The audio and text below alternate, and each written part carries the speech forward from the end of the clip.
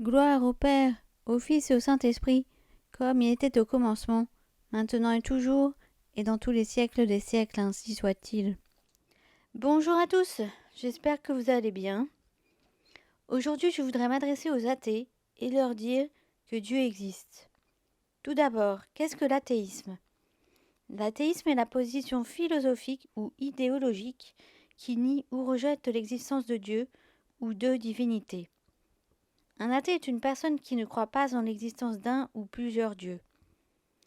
Il peut prendre différentes formes, allant d'une simple absence de croyance en Dieu à une affirmation active de la non-existence de Dieu. Certains rejettent l'existence de Dieu en raison de l'absence de preuves convaincantes, tandis que d'autres peuvent être influencés par des considérations philosophiques, scientifiques. Dans cette vidéo, je vais vous montrer que Dieu existe. Libre à vous par la suite d'y croire ou pas. Certains disent « Je ne crois que ce que je vois ». On peut leur répondre que l'air est invisible, et pourtant, il existe. On peut aussi dire d'un téléphone portable qu'il existe. Or, il ne s'est pas fait tout seul. Conclusion, quelqu'un l'a fait. Appliquons ce raisonnement à l'existence de Dieu. L'univers existe.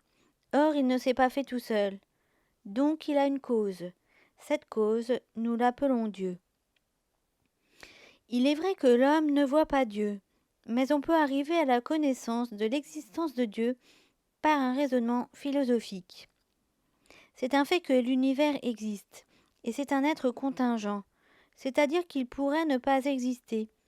Or tout être contingent a une cause, donc l'univers a une cause, et cette cause, on l'appelle Dieu. Tous les êtres qui nous entourent comme nous-mêmes pourrions ne pas exister. Si nous existons, c'est que nous avons une cause. C'est un fait qu'il y a de l'ordre dans l'univers. Or, c'est un principe que l'ordre exige une intelligence pour mettre cet ordre. Donc, il existe une intelligence ordonnatrice du monde, et nous l'appelons Dieu. Il est vrai que l'on peut percevoir des imperfections dans l'univers, car seul Dieu est parfait. Cependant, il est évident que dans l'univers, il y a de l'ordre. Par exemple, si le paysan plante des grains de blé, récoltera-t-il des fraises ? Une chatte a déjà mis bas des petits chiens ? Est-ce que cet ordre pourrait s'expliquer par autre chose que Dieu ? En effet, il y a de l'ordre dans le monde. Il y a donc une explication. Cela n'a pas pu se faire tout seul. Qui est donc l'auteur de l'ordre dans l'univers ? Donc cet ordre a une cause, mais cela ne pourrait pas être le fait du hasard ? Avez-vous vu quelquefois le hasard faire la moindre chose ? Laissez votre lit défait. Est-ce qu'un jour le hasard remettra votre lit en ordre ? Si le hasard est incapable de faire des choses simples, comment pourrait-il mettre de l'ordre dans les milliards d'étoiles ? Est-ce que les atomes et les cellules se sont faits tout seuls ? Les scientifiques parlent aujourd'hui d'un réglage fin de l'univers. En effet, il dépend de 15 constantes qui règlent la possibilité de l'univers. Si l'univers avait été réglé avec des constantes différentes, soit il aurait été entièrement gazeux, entièrement solide, en expansion constante, et il se serait dissous. Un infime changement et toute vie aurait été impossible. Pour que la vie soit possible, il y a une chance sur 10 millions de milliards pour que cela puisse se faire tout seul. C'est-à-dire qu'il faut placer une cible à l'autre bout de l'univers et tirer une flèche au hasard. C'est tout simplement impossible. La probabilité est nulle. On peut donc se poser la question, qui a rendu l'univers propice à la vie ? Qui a programmé ces lois pour que ça marche ? Terminons avec quelques citations de scientifiques. Christian Amundsen, né en 1916 et mort en 1995, professeur de chimie à Harvard, prix Nobel de chimie en 1972, affirme que seul un idiot peut être athée. Nous devons admettre qu'il existe une puissance ou une force incompréhensible, dotée d'une clairvoyance et d'un savoir illimité, qui a fait naître l'univers à l'origine. Alfred Kastler, né en 1902, mort en 1984, prix Nobel de physique en 1966, inventeur du laser, dit ceci: l'idée que le monde, l'univers matériel, s'est créé tout seul, me paraît absurde. Je ne conçois pas le monde sans un créateur, donc un Dieu. Pour un physicien, un seul atome est si compliqué, si riche d'intelligence, que l'univers matérialiste n'a pas de sens.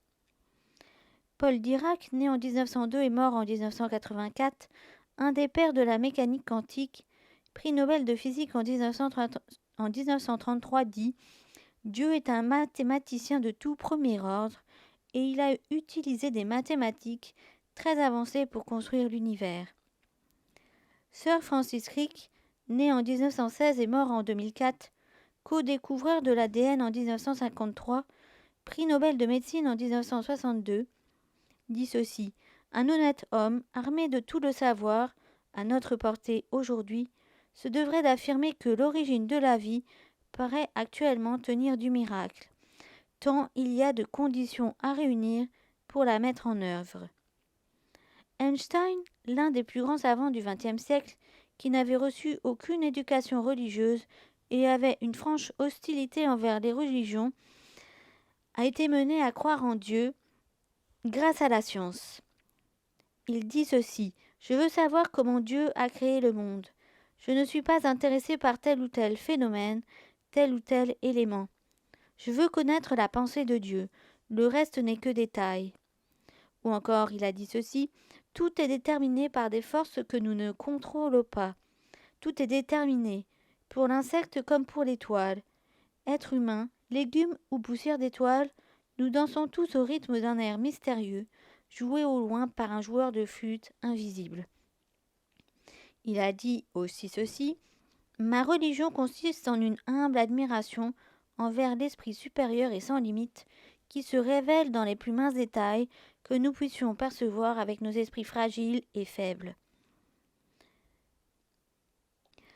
Conclusion. Il est vrai que l'athée mène sa vie à sa guise. Il ne se préoccupe pas des lois de Dieu. Il se dit qu'après la mort, il n'y a rien.